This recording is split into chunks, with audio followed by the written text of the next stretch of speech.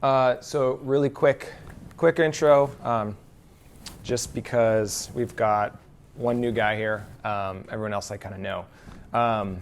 So I'm Dr. Ross. I've been practicing I'm in my 9th year. I work partner with Jared here, Dr. Pope, down in Maricopa. And so we do, we had a few practices. We got them merged together. So we got a pretty big practice down there now. We do kind of everything. I would say my passion, lies in implant surgery and ortho, but more specifically just kind of digital dentistry in general. So I find fulfillment when I'm at work, just anything I can apply digital dentistry to and make that easier for me, that's kind of what I enjoy doing. So that might be crown and bridge, that might be dentures, that might be implants. I enjoy the digital aspect. And so that's kind of why I'm here, is just to find new ways to innovate and to bring them to this group of guys so that you guys can all benefit from that. It's been fun just kind of passing off information to you guys, watching you guys do stuff. Like I'm finding a lot of enjoyment in that. So let's keep sharing cases, keep contact with one another and showing each other what's possible. I try to post a lot of my stuff on Instagram just so like guys that are interested can see things that are happening. That's kind of kept me accountable for doing better and better, and it just kind of pushes you when you got to take photos of your own work to try to be the best you can, and it just kind of pushes you to that next level. So if you guys are interested, and go on Instagram, follow me, post stuff, we can learn from each other.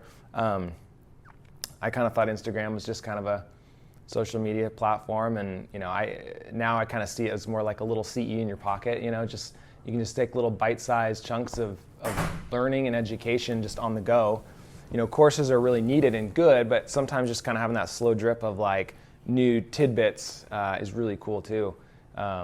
Just learning how to do just one little thing a little bit different, a little bit better, and just slowly infusing that is pretty sweet. So you can get that a lot through social media.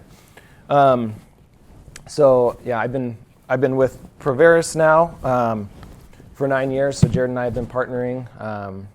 So we've got a great relationship and things have been going well. And I'm kind of here just to kind of focus on the digital aspect, bring a little bit of the clinical dentistry to our group, kind of focus on that aspect. So same slide as we started with last time. Again, why digital? You guys are probably all seeing the advantages in various ways. There's a lot of little advantages to digital, but every day you do something, you're like, oh man, that is better. That is a better way to do it. It is faster, cheaper, cooler, patient perception. I think patient perception is probably the most important. I think you'd probably agree. Dentistry still has to be sold. Patients, sometimes they come in, they just tell you what you want and then you do it. But most of the time they come in not really wanting it, and you need to do your job and convince them why they need that.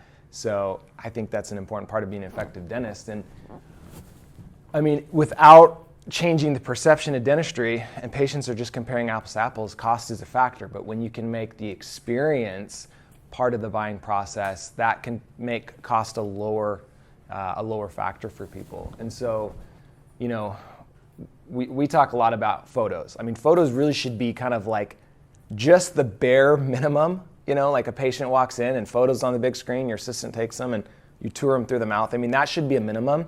Digital is just that times X, times 2 or 3. It makes us look high tech when patients can walk in and see their 3D model and you can spin it around on the screen.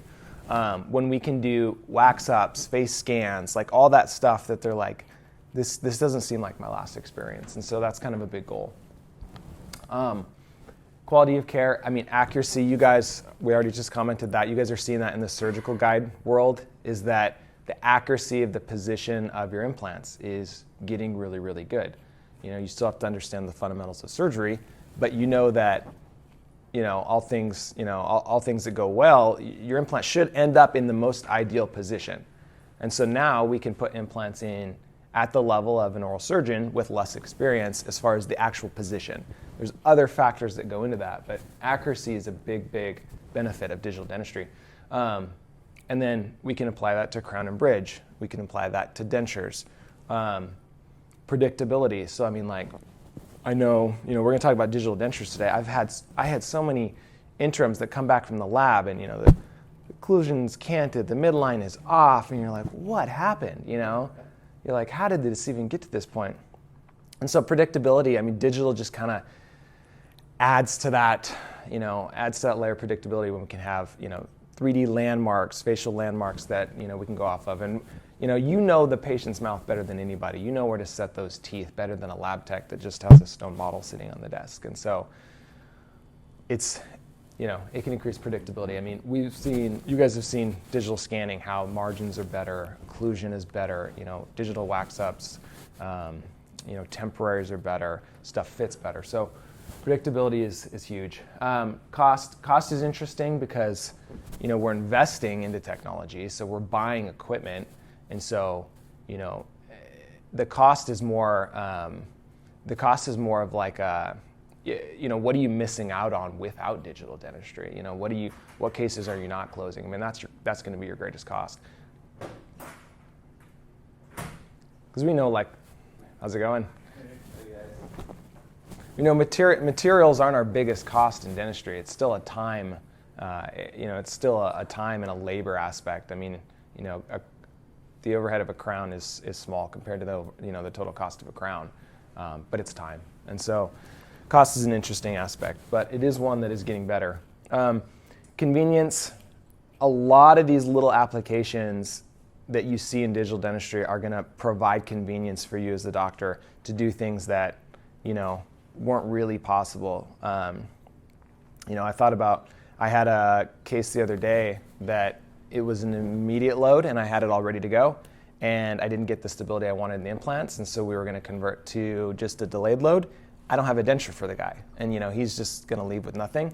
Well, I already have the digital wax up, everything's in the software. Literally, you can go back, throw a denture base on it and print a denture. And so that was very convenient to have that available as a fallback option.